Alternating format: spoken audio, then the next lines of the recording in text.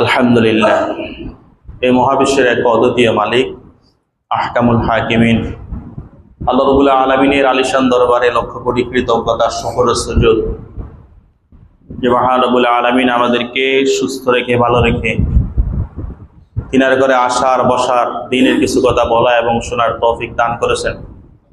এই জন্য সেই মালিকের শুকর গুজার হই। আমরা সকলে অন্তর থেকে একবার বলি আলহামদুলিল্লাহ। মুহতারাম হাজিরিন, আমি গত জুমা বলছিলাম যে এই জুমায় কি বিষয়ে আলোচনা করব। আর আজকের আলোচ্য বিষয় ইলমের ফজিলত এবং উলামায়ে কেরামের ফজিলত, আলেমের মর্যাদা, ইলম অর্জন করার ফজিলত সম্পর্কে আলোচনা হবে ইনশাআল্লাহ। সময়ের সংক্ষিপ্ত পরিসরে যতটুকু সম্ভব আলোচনা করার প্রয়াস চালাবো ইনশাআল্লাহ। মুহতারাম হাজিরিন, আমি আপনাদের খেদমতের উদ্দেশ্যে কোরআনে কারীমের একটা আয়াতের অংশ তেলাওয়াত করেছি। উক্ত আয়াতে আল্লাহ তাআলা বলেন, বিসমিল্লাহির রহমানির রহিম, ইন্নামা ইয়াখশাল্লাহা মিন ইবাদিহিল উলামা। এখানে আল্লাহ তাআলা বলেন, তারাই আল্লাহকে বেশি ভয় করে যারা ইলম অর্জন করেছে। তারাই আল্লাহকে বেশি ভয় করে যারা কি অর্জন করেছে? ইলম অর্জন করেছে। অর্থাৎ এই আয়াত আল্লাহ তাআলা ইলমের উপকারিতা বর্ণনা করছেন। কিসের উপকারিতা? ইলমের উপকারিতা বর্ণনা করছেন। ইলম শব্দের অর্থ শিক্ষা। ইলম শব্দের অর্থ কি বলেন? শিক্ষা। তবে সব ধরনের শিক্ষাকে ইলম বলে না। শরীয়তের পরিভাষায় ইলম বলা হয় আল্লাহ রাব্বুল আলামিনের কাছে, তার হাবিবের কাছে যাহা কিছু ওহী করা হয়েছে, ওহী, এই ওহীর শিক্ষাকে ইলম বলে। কি বলছি বলেন? ওহীর শিক্ষাকে ইলম বলে। আর এই ওহীর শিক্ষায় যারা শিক্ষিত হয় তাদেরকে আলেম বলে। ওহীর শিক্ষায় শিক্ষিত হয় তাদেরকে কি বলে? আলেম বলে। এখানে আল্লাহ তাআলা বলছেন, ইন্নামা ইয়াখশাল্লাহা মিন ইবাদিহিল উলামা, বান্দাদের মধ্যে তারাই আমাকে বেশি ভয় করে যারা ইলম অর্জন করেছে। অর্থাৎ আল্লাহ তাআলা এটা বোঝাতে চাচ্ছেন যে সমস্ত মানুষদের মধ্য থেকে একমাত্র ওহীর জ্ঞানী উলামায়ে কেরাম আল্লাহকে বেশি ভয় করে। বলেন না সুবহানাল্লাহ। মুহতারাম হাজিরিন, হাদিস শরীফের মধ্যে আসছে, আল্লাহর নবী জনাব রাসূল করিম সাল্লাল্লাহু আলাইহি ওয়াসাল্লাম ইরশাদ করেন, মান কানা ফি তালাবিল ইলমি কানাতিল জান্নাতু ফি তালাবিহি। আল্লাহর নবী জনাব রাসূল করিম সাল্লাল্লাহু আলাইহি ওয়াসাল্লাম ইরশাদ করেন, যেই ব্যক্তি ইলম তলব করে, ইলম তালাশ করে, আল্লাহর জান্নাত তাকে তালাশ করে। সুবহানাল্লাহ বলেন। সুবহানাল্লাহ, সুবহানাল্লাহ। অন্য হাদিসের মধ্যে আসছে, আল্লাহর নবী জনাব রাসূল করিম সাল্লাল্লাহু আলাইহি ওয়াসাল্লাম ইরশাদ করেন, মান খারাজা ফি তালাবিল ইলমি ফাহুয়া ফি সাবিলিল্লাহি হাত্তা ইয়ারজিআ। আল্লাহর হাবিব বলেন, যে ব্যক্তি ইলম তলবে বের হয় তো সে ফিরে আসা পর্যন্ত আল্লাহর রাস্তায় সে থাকে। বলেন না সুবহানাল্লাহ। ফিরে আসা পর্যন্ত কার রাস্তায় থাকে? আল্লাহর রাস্তায় থাকে। সুবহানাল্লাহ। হাদিস শরীফের মধ্যে আসছে, আল্লাহর নবী জনাব রাসূল করিম সাল্লাল্লাহু আলাইহি ওয়াসাল্লাম ইরশাদ করেন, আল্লাহ তাআলা যখন কোন সাধারণ মানুষের কোন আমলের উপরে খুশি হন, কোন সাধারণ কোন মানুষের আমলের দ্বারা আল্লাহ যদি রাজি হন, তো আল্লাহ তাআলা ওই বান্দার জন্য, যার আমলের দ্বারা আল্লাহ খুশি হয়েছে, সেই বান্দার জন্য জান্নাতে স্বর্ণরূপা মণিমুক্তা দ্বারা একটা প্রাসাদ নির্মাণ করেন। সুবহানাল্লাহ বলেন। আল্লাহ যদি কোনো সাধারণ মানুষের আমলে কি হন? খুশি হন, তো আল্লাহ তার জন্য জান্নাতে দুনিয়ার মহল টাইলস, কি বলেন? টাইলস দ্বারা, আর জান্নাতের মহল হবে স্বর্ণরূপা মণিমুক্তা দ্বারা। সুবহানাল্লাহ। আল্লাহ যখন কোন তার সাধারণ কোন বান্দার উপরে খুশি হন, আল্লাহ তাআলা জান্নাতে স্বর্ণরূপা মণিমুক্তা দ্বারা একটা প্রাসাদ, একটা বিল্ডিং তার জন্য নির্মাণ করেন। সুবহানাল্লাহ। এরপর আল্লাহর হাবিব বলেন, আল্লাহ যখন কোন আলেমের উপরে খুশি হন, কোন ওহীর জ্ঞানী আলেমের আমলে আল্লাহ খুশি হন, তো আল্লাহ তাআলা তার জন্য জান্নাতে একটা শহর নির্মাণ করেন। সুবহানাল্লাহ বলেন। কি নির্মাণ করেন বলেন? শহর নির্মাণ করেন। সুবহানাল্লাহ, সুবহানাল্লাহ। এই জন্য হাদিস শরীফের মধ্যে আসছে, তলাবুল ইলমি ফারিদাতুন আলা কুল্লি মুসলিম, দ্বীনি ইলম শিক্ষা করা প্রত্যেকটা মুসলমান নর নারীর উপরে ফরজ। শিক্ষা করা কি বলেন? ফরজ করছেন দ্বীনি ইলম শিক্ষা করা। আমরা ইলম শিক্ষার সময় নির্ধারণ করছি, আমরা নির্দিষ্ট সময় থেকে নির্দিষ্ট সময় পর্যন্ত ইলম শিখি, কিন্তু ইলম শিক্ষার সময়টা কি? উতলুবুল ইলমা মিনাল মাহদি ইলাল লাহদি, ইলম শিখো দোলনা থেকে কবর পর্যন্ত। সুবহানাল্লাহ বলেন না? ইলম কোন পর্যন্ত? কোন থেকে কোন পর্যন্ত? দোলনা থেকে কবর পর্যন্ত ইলম শিখো। আমরা ইলমের শিখা 6-7 বছর হইলে ইলম শিখা শুরু করি, 20-25 বছর হইলে পড়ালেখা শেষ, তো ইলম শিখা শেষ, জ্ঞান শিখা কি বলেন শেষ। কম সংখ্যক মানুষই পড়ালেখা শেষ হওয়ার পরে জ্ঞান চর্চা করে, ইলম চর্চা করে, এটা কম সংখ্যক মানুষ। কি বলেন? কথা ঠিক না ভাই? কম সংখ্যক মানুষ। তাহলে আমরা ইলমের একটা সময় সীমা নির্ধারণ করছি, এই থেকে এই পর্যন্ত ইলম শিখা, কিন্তু না, উতলুবুল ইলমা মিনাল মাহদি ইলাল লাহদি, জন্ম তোমার দোলনা থেকে নিয়া কবরে যাওয়া পর্যন্ত ইলম শিখো। সুবহানাল্লাহ বলেন না? কোন থেকে কোন পর্যন্ত বলেন? দোলনা থেকে কবর পর্যন্ত ইলম শিখো। আমাদের ইলম শিখার জজবা, আমাদের ইলম শিখার জজবা নাই, কিন্তু আমাদের আকাবির উলামায়ে কেরাম তাদের ইলম শিখার কেমন জজবা ছিলেন। হযরত মাওলানা কাসেম নানতুবী রাহমাতুল্লাহ আলাইহি, উনি 1248 সালে সাহারানপুর জেলার নানুতা গ্রামে উনি জন্মগ্রহণ করেন। উনার বাবা একজন ধার্মিক ব্যক্তি, নামাজি ব্যক্তি ছিলেন। এই হযরত কাসেম নানতুবী রাহমাতুল্লাহ আলাইহি উনি হাজী আমদাদুল্লাহ মুহাজিরে মক্কি রাহমাতুল্লাহ আলাইহির কাছে বায়াত হন। কি হন বলেন? মুরিদ হন। এই হাজী আমদাদুল্লাহ মুহাজিরে মক্কি রাহমাতুল্লাহ আলাইহির নেতৃত্বে ইংরেজ বিরোধী আন্দোলনে এই কাসেম নানতুবী রাহমাতুল্লাহ আলাইহি প্রথম সারির লোক ছিলেন। সুবহানাল্লাহ। ইংরেজ বিরোধী আন্দোলনে প্রথম সারির কি ছিলেন? লোক ছিলেন। এই কাসেম নানতুবী রাহমাতুল্লাহ আলাইহি উনি যখন 1857 সালে ইংরেজরা গ্রেফতারি পরোয়ানা যখন জারি করছে, তখন উনি 3 দিন আত্মগোপনে ছিলেন। কয়দিন? 3 দিন আত্মগোপনে ছিলেন। আমাদের কিছু ভাই এরা বলে যে দেওবন্দিরা এরা বেদাতি, অথচ দেওবন্দের ওলামায়ে কেরামের যদি এরা জীবনী পড়তো, যে এরা সবচাইতে বেশি আহলে হক, রাসূল করিম সাল্লাল্লাহু আলাইহি ওয়াসাল্লাম আদর্শ ধারণ লালন করে নেওয়ালা। সুবহানাল্লাহ। দেখেন হযরত কাসেম নানতুবী রাহমাতুল্লাহ আলাইহি উনি 1857 সালে যখন গ্রেফতারি পরোয়ানা জারি হয়েছে, উনি 3 দিন আত্মগোপনে ছিলেন। 3 দিন পরে বের হয়ে আসছেন। আসার পরে উনার লোকেরা বলতেছে, হযরত আপনি কেন বের হয়েছেন? আপনার নামে গ্রেফতারি পরোয়ানা, যে কোনো সময় আপনাকে অ্যারেস্ট করে ফেলবে। তো উনি কি বলতেছেন? যে 3 দিনের বেশি আত্মগোপনে থাকা এটা সুন্নতে খেলাফ। সুবহানাল্লাহ বলেন না? সুন্নতে খেলাফ। এটা রাসূল সাল্লাল্লাহু আলাইহি ওয়াসাল্লাম গারে সূরের মধ্যে কয়দিন ছিলেন? 3 দিন ছিলেন আত্মগোপনে। অতএব এটা রাসূলের সুন্নতের খেলাফ, এজন্য আমি আর থাকবো না আত্মগোপনে। সুবহানাল্লাহ। দেখে গেছে তখন ইংরেজ পুলিশরা তিনাকে ধরার জন্য আসছে। আসার পরে উনাকে তো চিনে না ইংরেজ পুলিশরা, তো জিজ্ঞাসা করছে, হযরত কাসেম নানতুবী কোথায়? তো উনি যেখানে ছিলেন ওইখান থেকে একটু সামনে সরে গেছেন। সরে যাইয়া হিকমত অবলম্বন করছেন যে কিছুক্ষণ আগে এই স্থানে কাসেম নানতুবী ছিল। সুবহানাল্লাহ বলেন না? কিছুক্ষণ আগে এই স্থানে কাসেম নানতুবী ছিল। এখন ইংরেজ পুলিশটা কি মনে করছে? তার মানে কিছুক্ষণ আগে এখানে এই ব্যক্তির সাথে কথা বলছে, এখন মনে কি চলে গেছে, চলো কাসেম নানতুবীকে ধরো। কথা বুঝতে পারছে নাকি?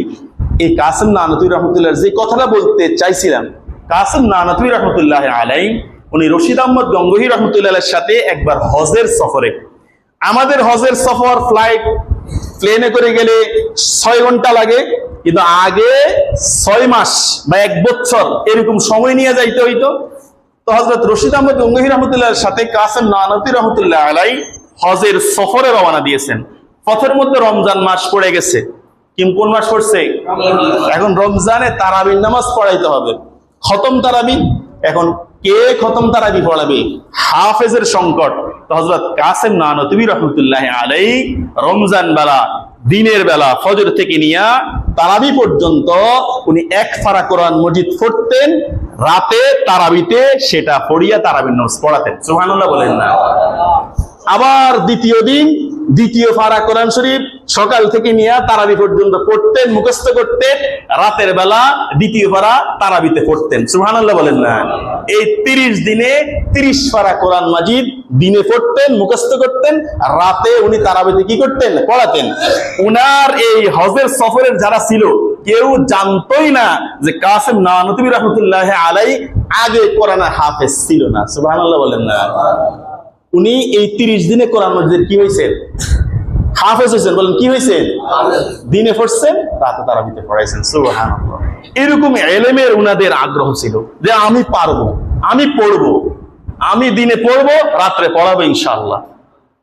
তো এই 30 দিনে কোরআন হাফেজ হয়ে গেছেন। কাসেম নানুতুবি রহমতুল্লাহ আরেকটা ঘটনা মনে পড়ছে। উনি কাসেম নানুতুবি রহমতুল্লাহ আলাইহির বাইরে পাশে একজন হিন্দু, প্রতিবেশী হিন্দু। এখন এই হিন্দু কাসেম নানুতুবি রহমতুল্লাহ আলাইকে খুব মহব্বত করতো, ভালোবাসতো, এবং কাসেম নানুতুবি রহমতুল্লাহ আলাই হিন্দুর দোকান থেকে সদাই পাতি নিত। কিছুদিন পরে এই হিন্দু ব্যক্তি মারা গেছে। কাসেম নানুতুবি রহমতুল্লাহ আলাই তাকে স্বপ্ন দেখছে এই লোকটা কোথায় আছে? জান্নাতে আছে। কোথায় আছে? জান্নাতে আছে। কাসেম নানুতুবির জীবনের মধ্যে আছে, এটা জান্নাতে আছে। এখন কাসেম নানুতুবি রহমতুল্লাহ স্বপ্নের মধ্যে বলতেছে, এই ভাই আপনি তো হিন্দু ছিলেন, হিন্দু অবস্থা আপনি মৃত্যুবরণ করছেন, আপনি জান্নাতে কিভাবে এলেন?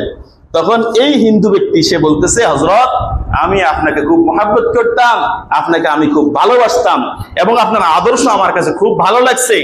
এই জন্য আমি মনে মনে ধারণ করছি, লালন করছি, আমি মুসলমান হব, মুসলমান হব, মুসলমান হব। কিন্তু পরিবেশের কারণে আমি যে ইসলাম ধর্ম গ্রহণ করব এটা বলার সাহস আমি কি করি নাই, পাই নাই। এই জন্য মৃত্যুর আগে দিয়ে আমি অসুস্থ হয়ে গেছি। এই অসুস্থ হওয়ার ওই সময় মালাকুল মউত ফেরেশতা মৃত্যুর দূত আসার আগে আমি আল্লাহকে সাক্ষী রেখে বলছি, আল্লাহ আপনি সাক্ষী আছেন, আমি ইসলাম ধর্ম কবুল করলাম। এই কথা বলে আমি কালিমা পড়ছি। এরপরে মালাকুল মউত ফেরেশতা আসছে, আল্লাহ আমার ইসলাম গ্রহণকে কবুল করছে। বলেন না সুবহানাল্লাহ? সুবহানাল্লাহ। আমাদের লক্ষ্মীপুরে এই যে সামাদ স্কুলের একজন শিক্ষক মুসলমান হয়েছে, সবাই জানেন না? আজকে ফজরে উনার সাথে সাক্ষাৎ হয়েছে, সব মসজিদে মুসাফা হয়েছে, কথাবার্তা হয়েছে। উনার স্ত্রী এখনো মুসলমান, উনার 2টা মেয়ে এখনো মুসলমান, উনার মা এখনো মুসলমান আছে। ও মুসলমান ভাইরা, আপনার ফজর সেজদাবিহীন, জোহর সেজদাবিহীন, আসর সেজদাবিহীন, মাগরিব সেজদাবিহীন, এশা সেজদাবিহীন, শনিবারও সেজদা নাই, রবিবারও সেজদা নাই, সোমবারে আপনার সেজদা নাই, প্রতিটা দিন সেজদাবিহীন। মুসলমান যে সে সেজদা দিতে হবে, সেজদা ছাড়া মুসলমান এটা হয় না। বলেন সেজদা ছাড়া মুসলমান হয় না। যে মুসলমান দাবি করবে সে রবকে সেজদা দিতে হবে, তার মাথাটা রবের সামনে সে ঝুঁকাইতে হবে। তুমি মুসলমান কিন্তু রবকে সেজদা দাও না। কিন্তু একজন হিন্দু সে প্রতিজ্ঞা করছে যে না, আমি মূর্তিকে এত বছর সেজদা দিয়েছি, এটাকে আমি সেজদা দেব না, আমি রবকে সেজদা দিব। সুবহানাল্লাহ বলেন না? সে ওয়াদা করছে আমি রবকে সেজদা দেব। এই জন্য সে তার স্ত্রী, তার 2টা মেয়ে, তার মা, তার এতদিনকের বন্ধু বান্ধব, হিন্দু বন্ধু বান্ধব, তার প্রতিবেশী, তার শ্বশুর শাশুড়ি, তার আত্মীয় স্বজন, সকল কিছু সে কোরবানি করে শুধু রবকে সেজদা দেওয়ার জন্য। কি করার জন্য বলেন? শুধু রবকে সেজদা দেওয়ার জন্য ফজরে চকে ছুটে আসছে, আসিয়া রবকে সেজদা দিয়েছে। ফজর আমরা জুমা পড়তে আসছি, কয়জনে ফজরে রবকে সেজদা দিয়েছি বলেন? আমরা মুসলমান কয়জন রবকে সেজদা দিয়েছি? আল্লাহ আমাদেরকে বুঝার তৌফিক দান করে, সকল বলি আমিন। মুসলমানদেরকে আল্লাহ বুঝ ঢুকিয়ে দেন, সেজদা ছাড়া মুসলমান হয় না। বলেন সেজদা ছাড়া মুসলমান হয় না। মুসলমান রবকে সেজদা দিতেই হবে। কারণ আল্লাহ হাবিব কি বলছেন? বাইনাল আবদি ওয়া বাইনাল কুফরি তারকুস সালাহ। মুসলমান এবং কাফের এর মধ্যে ব্যবধান, পার্থক্য হলো কি বলেন? নামাজ, সালাত, সেজদা দেওয়া। আল্লাহ বুঝার তৌফিক দান করে, সকল বলি আমিন। তো বলতেছিলাম যে আমাদের আগের উলামায়ে কেরাম আকাবিরদের ইলম অর্জন করার যে জজবা, যে আকাঙ্ক্ষা, দেখেন হযরত ইমাম শাফিঈ রাহমাতুল্লাহির নাম আপনারা শুনছেন না? শাফিঈ মাযহাবের ইমাম, ইমাম শাফিঈ রাহমাতুল্লাহি আলাইহি, উনার ওস্তাদ ইমাম মুহাম্মদ রাহমাতুল্লাহি আলাইহি। এই ইমাম শাফিঈ রাহমাতুল্লাহি আলাইহি ইমাম মুহাম্মদ রাহমাতুল্লাহি আলাইহি সাক্ষাতে গেছেন ওনার বাড়িতে। ছাত্র ওস্তাদের সাক্ষাতে গেছে, যাওয়ার পরে রাত্রিবেলা ওস্তাদের বাড়িতে থাকবে। তো ইমাম শাফিঈ রাহমাতুল্লাহি আলাইহি বলেন, আমার ওস্তাদ ইমাম মুহাম্মদ রাহমাতুল্লাহি আলাইহিকে দেখলাম এশার নামাজের পরে বাতি জ্বলাইয়া উনি পড়তে বসছে। বাতি জ্বলাই কি করতে বসছে? পড়তে বসছে। তো উনি কিছুক্ষণ পরে পড়িয়া বাতিটা নিভিয়ে ফেলছে। নিবে, আমি তো মনে করছি উনি ঘুমাইয়া গেছে। কিছুক্ষণ পরে উনি আবার বাতি জ্বলাইছে, বাতি জ্বলে আবার পড়তেছে, পড়িয়া কিছুক্ষণ পরে আবার বাতিটা নিবে ফেলছে, আবার উনি শুয়ে গেছে। কিছুক্ষণ পরে উনি আবার উঠছে, আবার বাতিটা জ্বলাইছে, আবার পড়তেছে। ইমাম শাফিঈ রাহমাতুল্লাহ আলাইহি বলেন ওই রাত্রে 17 বার উনি বাতি জ্বলাইছেন। কতবার? যদি 8 ঘন্টা রাত্র হয়, যদি 8 ঘন্টা কি হয় রাত্র হয়, তাহলে প্রতি আধা ঘন্টা পর পর উনি কি করছেন? বাতি জ্বালাইছেন। আধা ঘন্টা পর পর উনি বাতি জ্বালাইছেন। এখন উনি যে আমার ওস্তাদ মুহাম্মদ রাহমাতুল্লাহ আলাইহি কতক্ষণ ঘুমাইছে রাত্রে, তো উনি ফজরের পরে ধরলেন যে হযরত আপনি কালকে রাত্রে কি ঘুমাইছেন? তখন ইমাম মুহাম্মদ রাহমাতুল্লাহ আলাইহি বলেন যে না, আমি কালকে রাত্রে ঘুমাই নাই, আমি পড়তে বসছি, তো এখান থেকে একটা মাসআলা বের করার জন্য বাতি নিভে ফেলছি, যে বাতি জ্বললে এখন তেল অপচয় হবে, এজন্য নিভে ফেলছি। এইভাবে আমি কালকে রাত্রে 1000 মাসআলা আমি বের করেছি। সুবহানাল্লাহ বলেন না? কত হাজার মাসআলা? 1000 মাসআলা আমি বের করেছি। সুবহানাল্লাহ। উনারা রাত্রের ঘুমকে হারাম করে দিয়েছেন ইলম শিখার জন্য। কি শিখার জন্য বলেন? ইলম শিখার জন্য। ইমাম মুসলিম রাহমাতুল্লাহি আলাইহি, ইমাম মুসলিম রাহমাতুল্লাহ উনি পড়তে বসছেন, পড়তেছেন, তো ওনার ক্ষুধা লাগছে। পাশেই খেজুরের ভান্ড বলেন বা বস্তা বলেন, অনেক খেজুর। এখন উনি পড়তেছেন আর খাইতেছেন, পড়তেছেন আর খাইতেছেন, পড়তেছেন আর খাইতেছেন। খাইতে খাইতে ফলার দিকে যে উনার মনোযোগ, এই জন্য খাইতে খাইতে কি পরিমাণ খাইছেন উনি জানেন না, এমন বেশি খেয়ে ফেলছেন যে ওই সময় অসুস্থ হইয়া ওখানে উনি মারা গেছেন। ওখানে কি করছেন বলেন? মারা গেছেন। আপনি দেখবেন বাচ্চারা যখন আপনি এক্সট্রা তাদেরকে খাইতে দেন, মোবাইল নাই, টেলিভিশন নাই, তখন দেখবেন 10 নালা বা 4-5 নালা খেলা খাইয়া এরপর আর কি করে না, খায় না। কিন্তু আপনি টেলিভিশন সামনে দিয়া, মোবাইল সামনে দিয়ে আপনি তাকে খাওয়াইতে থাকেন, দেখবেন খাইতে খাইতে সে অনেক খানা খায়। কেন খায়? কারণ তার মনোযোগ কোন দিকে বলেন? মোবাইলের দিকে। মনোযোগ কোন দিকে? টেলিভিশনের দিকে। এজন্য সে খাচ্ছে। ডাক্তাররাও নিষেধ করছে যে বাচ্চাদেরকে খাওয়ার সময় টেলিভিশন বা মোবাইল দেখায় খাওয়াবেন না। এর দ্বারা তার মনোযোগ থাকে ওইদিকে, খাদ্য যতটুকু দরকার এসে বেশি খায়, এই খাওয়ার দ্বারা তার কোনো খাদ্যের দিকে মনোযোগ থাকে না, খাওয়ার দ্বারা তার কোনো উপকার হয় না। কথা বুঝে আসছে নাকি? এখন ইমাম মুসলিম রাহমাতুল্লাহি আলাইহি উনি যে ফলার দিকে মনোযোগ, খাজুর খাইতে খাইতে খাইতে খাইতে এমন খানা খাইছে উনার 13 পান নাই যে কতটুকু খাইছেন। পরবর্তীতে অসুস্থ হয়ে ওখানে কি করছেন? মারা গেছেন। ফলার দিকে ওনাদের এত আগ্রহ, এত মনোযোগ। হযরত শাহ ওলিউল্লাহ মুহাদ্দিসে দেহলভী রাহমাতুল্লাহি আলাইহি উনি উনার ছেলে শাহ আব্দুল আজিজ রাহমাতুল্লাহি আলাইহি, এই শাহ আব্দুল আজিজ রাহমাতুল্লাহি আলাইহি উনি পড়তে বসছেন, পড়তেছেন, তো পড়ার ভিতরে উনি পানি চাইছেন। কি চাইছেন? পানি চাইছেন। এখন পানি যখন চাইছেন, মা এখন পানি দিবে, তো বাবা শাহ ওলিউল্লাহ মুহাদ্দিস দেহলভী রাহমাতুল্লাহ আফসোস করে বলতেছেন, আমার বংশধর থেকে বুঝি ইলম উঠে গেছে। মানে ছেলে পড়ার সময় সে কেন পানি চাইলো, তার মনোযোগ কেন পানির দিকে আসলো, সে পড়তে বসে কেন পানি চাইলো, এজন্য উনি কি করতেছেন? আফসোস করতেছেন, আমার ছেলে, আমার বংশধর থেকে বুঝি ইলমের আগ্রহ চলে গেছে। তখন মা বলতেছে, মানে শাহ ওলিউল্লাহ মুহাদ্দিস দেহলভী রাহমাতুল্লাহ স্ত্রী বলতেছে, শাহ আব্দুল আজিজের মা বলতেছে, আপনি একটু থামেন না, একটু ধৈর্য ধরেন না, এত সকালে রেজাল্ট দিতেছেন কেন? হ্যাঁ, একটু ধৈর্য ধরেন। তো শাহ ওলিউল্লাহ মুহাদ্দিস দেহলভী রাহমাতুল্লাহ আলাইহির স্ত্রী অর্থাৎ শাহ আব্দুল আজিজ রাহমাতুল্লাহ মা পানির সাথে সিরকা মিশাইয়া পানিকে শরবত করে দিছে। কি করে দিছে? শরবত করে দিছে। দিয়ে আবার ছেলেকে দিছে, ছেলে শরবত খাইছে, খাইয়া পড়তেছে। পড়ার পর যখন উঠছে, এখন বাবার সামনে, মার সামনে আসছে, এখন মা জিজ্ঞাসা করতেছে, বাবা পানিটা কেমন হয়েছে? তখন ছেলে বলতেছে, মা পানি তো পানি, কেমন হয়েছে? আমি তো খেয়ে ফেলছি। বলে কেমন লাগছে? বলে আমি তো জানি না, আপনি দিছেন, খাইছি, কেমন লাগছে এটা তো আমি কি করি না, জানি না। অর্থাৎ শরবত সিরকা মিশ্রিত শরবত খাইছে, শরবত খাইলো না পানি খাইলো সে টের পান নাই। কেন? তার মনোযোগ পড়ার দিকে। বললাম তার মনোযোগ কোন দিকে? তার মনোযোগ পড়ার দিকে। সুবহানাল্লাহ। তখন শাহ ওলিউল্লাহ মুহাদ্দিস দেহলভী রাহমাতুল্লাহ বলেন, আলহামদুলিল্লাহ, না ইলমের আগ্রহ জজবা এখনো আমার ওয়ারিসের মধ্যে আছে। সুবহানাল্লাহ। এই জন্য মুহতারাম হাজিরিন, যে কথা বলতেছিলাম, তলাবুল ইলমি ফরিদাতুন আলা কুল্লি মুসলিম, দ্বীনি ইলম তলব করা প্রত্যেকটা মুসলমান নর নারীর উপরে ফরজ। এজন্য ইলম কোত্থেকে কোন পর্যন্ত বলেন? দোলনা থেকে কবর পর্যন্ত। বলেন দোলনা থেকে কবর পর্যন্ত ইলম শিখতে হবে। হযরত হাসান বসরি রাহমাতুল্লাহি আলাইহি বলেন, যদি এই ওহীর ইলমে আলেম ওলামা কেরাম না থাকতো তো মানুষ হায়ান জানোয়ারের জিন্দেগি যাপন করতো। নাউজুবিল্লাহ। কিসের জিন্দেগি যাপন করতে বলেন? হায়ান জানোয়ারের জিন্দেগি যাপন করতে যদি উলামায়ে কেরাম না থাকতো, ওহির জ্ঞানী উলামায়ে কেরাম না থাকতো। এইজন্য আল্লাহর হাবিব জনাব রাসূল করিম সাল্লাল্লাহু আলাইহি ওয়াসাল্লাম করেন, আল ইলমু নূরুন, ইলম হইল আলো, নূর। সুবহানাল্লাহ বলেন না?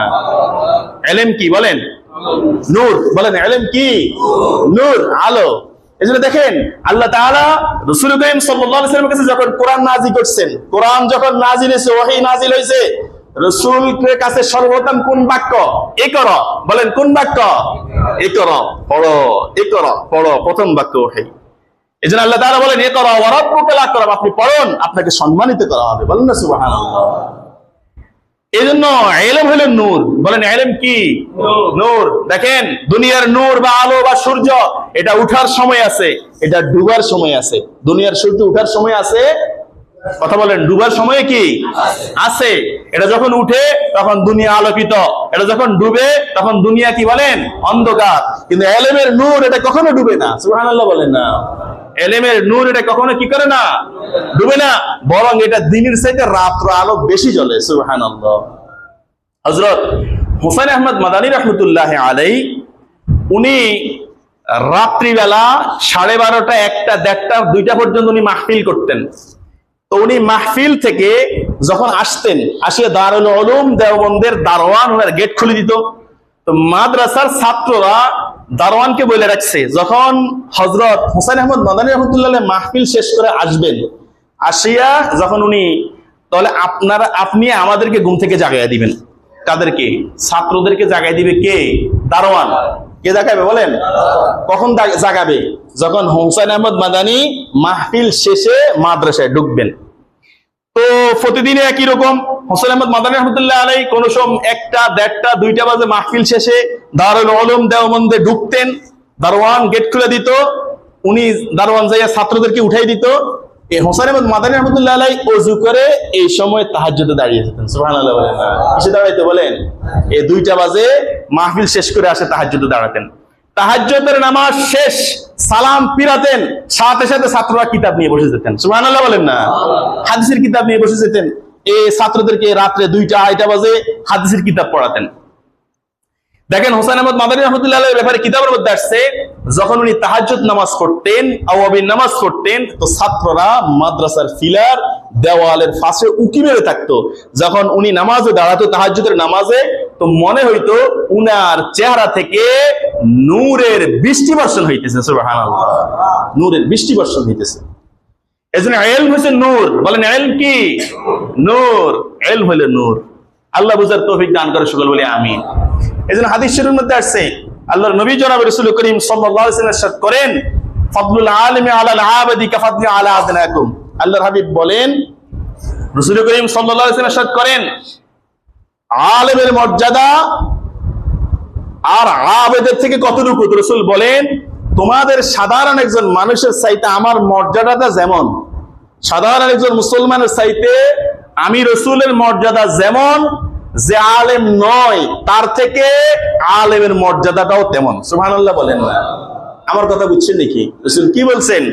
যে সাধারণ মুসলমানের চাইতে আমি রাসূলের মর্যাদা যেমন, আকাশ চুম্বি আকাশ, জমিন থেকে আকাশ। একজন সাধারণ মানুষ আর আলেমের মর্যাদাও এরকম। সুবহানাল্লাহ। আলেমের মর্যাদাও এরকম। সুবহানাল্লাহ। এই জন্য মাজলিসু ফাকিহুন, যে কোনো ফকির মজলিসে যদি কোনো ব্যক্তি বসে, তো 60 বছর নফল ইবাদতের ফজিলত সে অর্জন করে। সুবহানাল্লাহ। একজন আলেম থেকে যদি কোনো মাসআলা শিখে, মাসআলা একটা ইলমের অধ্যায় শিখে, তো সে 1000 রাত্র তাহাজ্জুদ, 1000 রাকাত তাহাজ্জুদ নামাজ পড়ার চেয়ে বেশি ফজিলত সে অর্জন করে। সুবহানাল্লাহ। সুবহানাল্লাহ। এই জন্য হাদিস শরীফের মধ্যে আছে, হযরত জাবের রাদিয়াল্লাহু তাআলা থেকে হাদিস বর্ণিত। শুনেন, দুনিয়াতে উলামায়ে কেরামের দাম আপনাদের কাছে নাই। হ্যাঁ, কিয়ামতের ময়দানে আল্লাহ আলেমদেরকে দাম দিবে কেমন দেখেন। হযরত জাবের রাদিয়াল্লাহু তাআলা থেকে হাদিস বর্ণিত, আল্লাহর নবী জনাব রাসূল করিম সাল্লাল্লাহু আলাইহি ওয়াসাল্লাম ইরশাদ করেন, কিয়ামতের ময়দানে যখন জান্নাতীদেরকে জান্নাত দেওয়া হবে, জান্নাতের নাজ নিয়ামতে তারা ডুবে থাকবে, তখন আল্লাহ তাআলা আসবেন, বলবেন, হে আমার জান্নাতীরা, তোমরা আমার কাছে কি চাইবে চাও। তখন জান্নাতীরা বলবে, আল্লাহ আপনি আমরা চাওয়ার আগে তো সব দিয়ে দিয়েছেন। চাওয়ার আগে কি দিয়েছেন? সব দিয়ে দিয়েছেন। আল্লাহ এত নিয়ামত জান্নাতে দিয়েছেন, আল্লাহ আমরা আর আপনার কাছে কি চাইবো? আল্লাহ আল্লাহ তাআলা বললেন, না তোমরা আমার কাছে চাও। জান্নাতীরা বলবে, আল্লাহ আমরা কি চাইবো? আল্লাহ বলবেন, না তোমরা আমার কাছে চাও। তখন জান্নাতীরা বলবে, আল্লাহ আপনি তো সব দিয়েছেন, আমরা কি চাইবো? তখন আল্লাহ তাআলা বলবেন যে তোমাদের ওহির ইলমে, ওহির জ্ঞানে জ্ঞানী আলেমদের কাছে যায় জিজ্ঞাসা করা কি চাইবে। সুবহানাল্লাহ বলেন না? তখন এই কিয়ামতের ময়দানে আম মানুষ আলেম ওলামাকে তালাশ করবে, খোঁজ করবে, করিয়া যাবে, হযরত আমাদেরকে একটু বলেন, আল্লাহ তো আমাদেরকে সব দিয়েছে, এখন এরপরও আল্লাহ আমাদেরকে চাওয়ার জন্য বলছে, আমরা কি চাইবো আল্লাহর কাছে? তখন আলেম বলবে, শুনেন, দুনিয়াতে ফজরের সময় উঠে দৌড় দিচ্ছেন মসজিদের দিকে সেজদা দেওয়ার জন্য। কেন? আল্লাহ তাআলাকে সেজদা দেওয়ার জন্য। আল্লাহকে কখনো দেখছেন? না, দেখি নাই। জোহরে আজান হয়েছে, আল্লাহ বড়, আল্লাহ বড়, দৌড় দিচ্ছেন আল্লাহকে সেজদা দেওয়ার জন্য। আল্লাহকে দেখছি? বলে না, আল্লাহকে দেখি নাই। আসরও সেজদা দিছ, মাগরিবেও সেজদা দিছ, এশাও সেজদা দিছ। যে আল্লাহকে না দেখিও হাজির নাজির মনে করছো আল্লাহ আছে, আল্লাহ আমাকে দেখতেছে, যে আল্লাহর ভয়ে সুদ ছাড়ছো, ঘুষ ছাড়ছো, সে রবকে কি এখনো দেখছো? তখন বলবে, না আমরা তো এখনো রবকে কি করি নাই, দেখি নাই। তখন আলেমরা বলবে যে জান্নাতের সবচেয়ে বড় নিয়ামত হইলো আল্লাহকে দেখা। বলেন না সুবহানাল্লাহ? তোমরা এটা আল্লাহর কাছে চাও।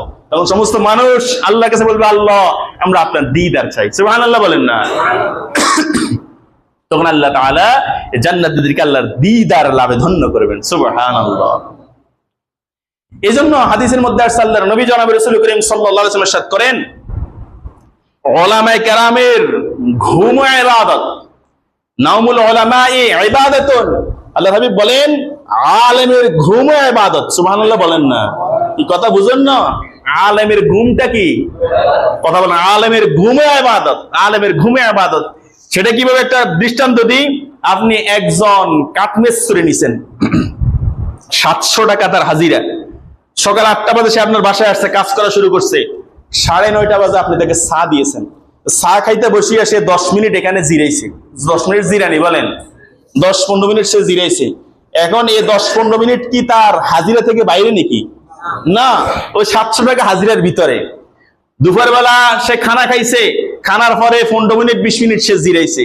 এই জিরানোটা তার হাজিরা থেকে বাইরে না, এটা তার হাজিরার ভিতরে। সুবহানাল্লাহ বলেন না? আল্লাহু আকবার। আসরের পরে সে খানা খাইছে, ওই সময় 10 মিনিট জিরাইছে, ওই জিরানোটা তার হাজিরার বাইরে কি? না। উলামায়ে কেরাম, ইলম তলব করেন ওয়ালা আলেম, ওহির জ্ঞানে জ্ঞানী আলেম, তার ঘুমটাও ইবাদতের ভিতরে। বলেন না সুবহানাল্লাহ? ঘুমটাও কিসের ভিতরে? বলেন, ইবাদতের ভিতরে। এইজন্য আল্লাহ হাবিব বলেন যে নাওমুল উলামাই ইবাদাতুন, উলামায়ে কেরামের ঘুমটাও ইবাদত। কারণ আওয়াম সে নামাজে দাঁড়াইছে, শ্রেষ্ঠ ইবাদত সিজদা দেওয়া। এই নামাজ পড়ার জন্য সূরা কেরাত কয়জনের শুদ্ধ আছে? বলেন, কয়জনের শুদ্ধ আছে? সে নামাজ পড়তে দাঁড়াইছে, সূরা কেরাত অশুদ্ধ বা ইলম না থাকার কারণে তার নিয়তটাও ওরকম সহি শুদ্ধ না, অতটুকু ইখলাসও তার নাই। কিন্তু আলেম সে যখন ঘুমাতে গেছে, তো সে আল্লাহুম্মা বিসমিকা আমুতু ওয়া আহইয়া ডান কাত হয়ে রাসূলের সুন্নাত তরিকা সে শুইছে, তো তার শোয়াটাও ইবাদত। বলেন না সুবহানাল্লাহ? অন্য হাদিসের মধ্যে আসছে, আল্লাহর নবী জনাব রাসূল করিম সাল্লাল্লাহু আলাইহি ওয়াসাল্লাম ইরশাদ করেন, আলেমের কলমের কালি, আলেমের কলমের কালি শহীদের রক্তের চাইতেও বেশি ফজিলতপূর্ণ। সুবহানাল্লাহ বলেন না? কি বলছি বলেন? আলেমের কলমের কালি, লেখনী, আলেমের লেখনী, কলমের কালি শহীদের রক্তের চাইতে কিয়ামতের ময়দানে দামি হবে। বলে সেটা কেমন কথা? একজন ব্যক্তি রবের জন্য তার জীবনকে উৎসর্গ করে দিছে, তার শরীরে তাজা রক্ত সে ঢেলে দিয়েছে। আর একজন আলেম সে কলম দিয়ে লিখছে, তো তার লেখার চাইতে, শহীদের রক্তের চাইতে তার লেখার দামি কিভাবে হবে? এর ব্যাখ্যা কয়েকটা আসছে কিতাবের মধ্যে। 1 নম্বর হইল, একজন বাদশার দরবারে, কার দরবারে? বলেন,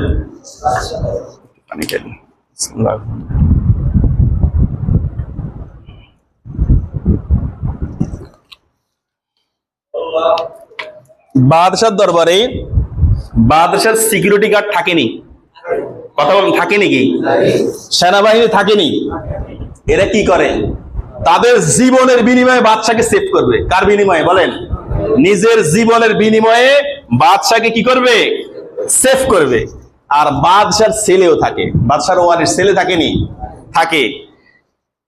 এই বাদশার দরবারের সেনাবাহিনী সিকিউরিটি গার্ড, সে জীবনের বিনিময়ে বাদশাকে সেভ করে, সেভ করতে চায়, সেভ করে। কিন্তু বাদশার কাছে ওই সেনাবাহিনীর চাইতে তার ওয়ারিস, তার ছেলের দাম বেশি। কার দাম বেশি বলেন? ছেলের দাম বেশি নি, কথা বলেন না। সেনাবাহিনী জীবন দিয়ে ফেলাইলো, কার দাম বেশি? ছেলের দাম বেশি। শুনেন, যারা শহীদ হয়, আল্লাহর জন্য রক্ত দেয়, এরা রসুলের সৈনিক, আর ওলামায়ে কেরাম রসুলের ওয়ারিস। সুবহানাল্লাহ বলেন না।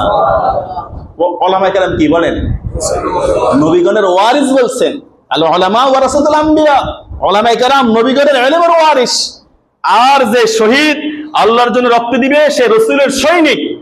সৈনিক সে রক্ত দিয়েছে ঠিক আছে, কিন্তু আলেম এটা রসুলের ইলমের ওয়ারিস। সুবহানাল্লাহ বলেন না। এই জন্য আলেমের কলমের কালি শহীদের রক্তের চাইতে কি বলেন? শ্রেষ্ঠ। দ্বিতীয় নম্বর ব্যাখ্যা, শহীদ সে রক্ত দিয়ে জমিন পবিত্র করে। রক্ত দিয়ে কি পবিত্র করে বলেন? জমিন পবিত্র করে। আর আলেম তার লেখনী দ্বারা মানুষের কলবকে পবিত্র করে। সুবহানাল্লাহ বলেন না। কি পবিত্র করে বলেন? মানুষের কলবকে পবিত্র করে। তার লেখনীর দ্বারা, এক এক আলেমের লেখনীর দ্বারা হাজার মানুষ হেদায়েত প্রাপ্ত হয়ে যায়। তার লেখনীর দ্বারা মানুষের কলব পবিত্র হয়। আর শহীদের রক্তের দ্বারা জমিন স্বাধীন হয়, জমিন পবিত্র হয়। এই জন্য একটা মানুষের কলব যদি পবিত্র হয় তো শ্রেষ্ঠ মানুষ, যদি কলব যদি নাফাক হয় তো সে কুকুরের চাইতেও নিকৃষ্ট। বলেন না নাউযুবিল্লাহ। আমার কথা বুঝছেন নাকি? এই জন্য আলেমের কলমের কালি শহীদের রক্তের চাইতে কি বলেন? শ্রেষ্ঠ। তৃতীয় নম্বর হইল, শহীদ সে যখন যুদ্ধ করে তখন তার টার্গেট খেয়াল থাকে কি, আমি যার সাথে যুদ্ধ করতেছি এই কাফেরকে আমি হত্যা করে জাহান্নামে পাঠাবো। কি নিয়ে থাকে বলেন? কাফেরকে আমি হত্যা করে জাহান্নামে পাঠাবো। এই জন্য তো সে যুদ্ধ করতেছে কাফেরদের বিরুদ্ধে। কিন্তু ঘটনাক্রমে সে কাফের অস্ত্রের আঘাতে সে কি হয়ে যায়? শহীদ হয়ে যায়। কিন্তু একজন আলেম তার টার্গেট থাকে কি, একটা মানুষকে হইলে আমি জাহান্নাম থেকে বাঁচাবো। কি বলেন? একটা মানুষ কি থেকে বাঁচাবো বলেন? জাহান্নাম থেকে আমি বাঁচাবো। কোন আলেম কোন মানুষকে হত্যা করতে চায় না, না আমি তাকে হত্যা করবো না। সে দুনিয়াতে বেঁচে থাকুক, দুনিয়ার জিন্দিগি সুন্দর হোক, আখিরাতের জিন্দিগি সে জাহান্নাম থেকে বাঁচুক, এটাই হক্কানি আলেমের টার্গেট থাকে। কি বলেন? কথা ঠিক না ভাই? ঠিক। এই জন্য শহীদের রক্তের চাইতে আলেমের কলমের কালির দাম বেশি। সুবহানাল্লাহ। চতুর্থ নম্বর হইল, কিয়ামতের ময়দানে আল্লাহ তাআলা শহীদকে বলবে, শহীদ তুমি আমার জন্য রক্ত দিয়েছো, আমার জন্য তোমার শরীরে তাজা রক্ত ঢেলে দিয়েছো, যাও তুমি জান্নাতে যাও। সুবহানাল্লাহ বলেন না। শহীদ জান্নাতে চলে যাবে। আলেম কিয়ামতের ময়দানে যখন উঠবে, হক্কানি আলেম যখন কিয়ামতের ময়দানে উঠবে, তো আল্লাহ তাআলা বলবে, তুমি যাকে ভালোবাসো, যারা তোমাকে ভালোবেসেছে, যাকে যাকে তুমি চাও, তাকে তাকে ধরিয়া আমার কাছে সুপারিশ করে জান্নাতে নিয়ে যাও। সুবহানাল্লাহ বলেন না। তাহলে শহীদ সে একা জান্নাতে চলে যাবে, আর আলেম সে দেখে দেখে যারা তাকে মহাব্বত করছে বা যিনি আলেম যাকে মহাব্বত করছে এদেরকে ধরে ধরে কিয়ামতের ময়দানে সুপারিশ করে জান্নাতে নিয়ে যাবে। সুবহানাল্লাহ বলেন না। এই জন্য মুহতারাম হাজিরিন, আজকের আলোচনার মূল বিষয় হচ্ছে উলামায়ে কেরামের ইজ্জত আমাদের আওয়াম থেকে চলে গেছে। আলেমের মর্যাদা আমাদের আওয়াম থেকে চলে গেছে। এটা কিয়ামতের আলামত। এটা কিসের আলামত বলেন? কিয়ামতের আলামত হইলো আলেমদের মর্যাদা উঠে যাওয়া। এটা কিয়ামতের আলামত। এই জন্য আলেমদেরকে মহাব্বত করবেন, ভালোবাসবেন, সম্পর্ক রাখবেন আলেমের সাথে। আলেমদেরকে হাদিয়া দিবেন। আলেমদেরকে কি দিবেন বলেন? হাদিয়া দিবেন আলেমদেরকে, এবং সম্পর্ক রাখবেন। দুনিয়ার মধ্যে একজন খারাপ লোক বা আপনার বন্ধুর সাথে আপনার সম্পর্ক, আপনি বিপদে পড়ছেন, ফোন দিয়েছেন, দোস্ত আমি তো এখানে বিপদে পড়ছি, সে ছুটে আসে, আসেনি কথা বলেন? ছুটে আসে। কিয়ামতের ময়দানে করে বন্ধু ছুটে আসবে না, আসবেনি কথা বলেন? আলেমের সাথে যদি মহাব্বতের সম্পর্ক রাখেন, ভালোবাসার সম্পর্ক রাখেন হক্কানি আলেমের সাথে, তো কিয়ামতের ময়দানে যখন বিপদে পড়বেন, তো আলেম বলবে, না দুনিয়াতে সে আমাকে ভালোবাসছে, আমাকে মহাব্বত করছে। কেন? আমি রসুলের ইলমের ওয়ারিস, এই জন্য। কেন বলেন? আমি রসুলের ইলমের ওয়ারিস, এই জন্য সে আমাকে ভালোবাসছে, অতএব সে বিপদে পড়ছে। আলেম কিয়ামতের ময়দানে আলেমকে সুপারিশ করার যোগ্যতা আল্লাহ দিবেন, কিয়ামতের ময়দানে সুপারিশ করবে। সুবহানাল্লাহ বলেন না। এই জন্য উলামায়ে কেরামকে ভালোবাসবেন, হক্কানি উলামায়ে কেরাম মজলিসে যাবেন। উলামায়ে কেরামের যদি কোনো ভুল হয়, শুনেন, কোনো মানুষ ভুলের উঠবে না। বলেন, কোনো মানুষ ভুলের উঠবে না। মানুষের ভুল হবে, আলেম সে ফেরেশতা না, তারও ভুল হবে, কিন্তু তার এই ভুলটা প্রকাশ্যে আপনি বলিয়া তার ইজ্জত হামলা না করিয়া গোপনীয়ত, হযরত আপনার থেকে এরকম হয়েছে, আসলে বিষয়টা এমন হওয়ার আমরা শুনছি, ঠিক আছে না, কিন্তু প্রকাশ্যে বলিয়া আলেমের ইজ্জতে আঘাত করা যাবে না। শুনেন, কিয়ামতের ময়দানে আল্লাহ তাআলা কোন আলেমের, হক্কানি আলেমের বিচার আল্লাহ প্রকাশ্যে মানুষের সামনে নিবেন না। সুবহানাল্লাহ বলেন না। আলেমের হিসাব আল্লাহ এক্সট্রা ইয়ার ভিতরে, পর্দার ভিতরে রাখিয়া আল্লাহ এবং আলেম তার থেকে হিসাব নেবেন। সুবহানাল্লাহ বলেন না? কারণ আলেম মাসুম না, তারা ভুল হইতে পারে, কিন্তু আল্লাহ আওয়ামদের সামনে তাকে কি করবেন না? লজ্জিত করবেন না। সুবহানাল্লাহ বলেন না? এই জন্য আলেমকে মহাব্বত করবেন, করবেন না সবাই ইনশাআল্লাহ? যেই কোনো আলেম, হক্কানি আলেম বলেন, তাদেরকে মহাব্বত করবেন, ভালোবাসবেন, সুসম্পর্ক রাখবেন, ভালো সম্পর্ক রাখবেন। আজকে আমাদের সম্পর্ক যে নামাজ পড়ে না তার সাথে, যে জুয়া খেলে তার সাথে, যে নেশা বিক্রি করে তার সাথে, কি বলেন? মসজিদে ইমাম সাহেবের সাথে বা আলেমের সাথে কয়জনের সম্পর্ক, কিন্তু ওদের সাথে আমার সম্পর্ক ঠিকঠাক। এখন নেশা নিয়ে কোনো কিছু যদি কোনো আলেম বলে, তারপরে হারাম কোনো বিষয় নিয়ে যদি আলেম বলে, এখন আমি যদি আলেমকে এই জিনিসটা হারাম, আলেম এটা বলছে, আমি যদি তাকে কোনো প্রকার মানে খারাপ ভাষায় কথা বলি, কিন্তু এই কথাটা আলেম পর্যন্ত থাকে না, রাসূলুল্লাহ সাল্লাল্লাহু আলাইহি ওয়াসাল্লাম পর্যন্ত চলে যায়। কোন পর্যন্ত চলে যায় বলেন? সমস্ত নবী পর্যন্ত চলে যায়। যেহেতু আলেম নবীগণের ওয়ারিস, এই জন্য সে কথাগুলো বলতেছে, এই জন্য তো বলতেছে, ঠিক আছে না? এখন আপনি যদি, আপনার খারাপ লাগতে পারে, আপনি অন্যায় করতেছেন, আপনার খারাপ লাগতে পারে, কিন্তু এই খারাপটা যদি আলেমকে গালি দেন, এই গালি আলেম পর্যন্ত থাকে না, এটা আর সারাদিন পর্যন্ত চলে যায়। আল্লাহ বুঝার তৌফিক দান করে, সকল বলি আমিন। সুবহানাল্লাহি ওয়া বিহামদিহি, সুবহানাকাল্লাহুম্মা ওয়া বিহামদিকা।